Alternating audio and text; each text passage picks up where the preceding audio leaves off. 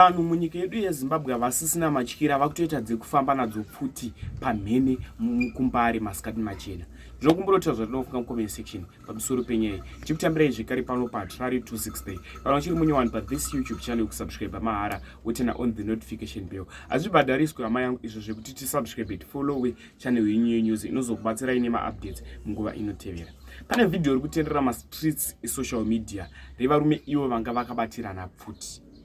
Varume ava vanga vakamira pamusika wekumbare, pfuti dziri mumaoko, iwo mapistoni vakadzibata mumaoko. Ndokumbura kuti zvatinofunga comment section pamusoro penyaya iyi kuti muno muZimbabwe vanhu vasisina matyira vangoita zvavada nguva yavada. Avo ndo vamwe vari kutyora mutemo vari kufamba nepfuti.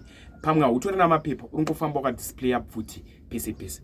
Ndokumbura kuti share this video kuhama neshamwari. Kana uri kuda kuona video iri revanhu vanga vakabata pfuti, link repage redu rekufacebook ndarisa mucomment section. Wakabaya link rimo mucomment section richangonokusvitsa pane video iroro wosiya wafollowa page redu kuti tirise pano paYouTube.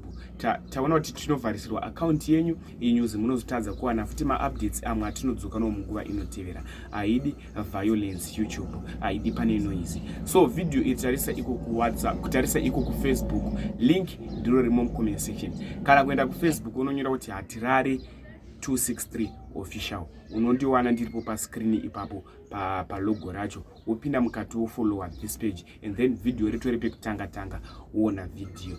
Share this video kuhama neshamwari. Ufollowa page yitoti ikoko futi ku page chakanda amwe updates. Much love.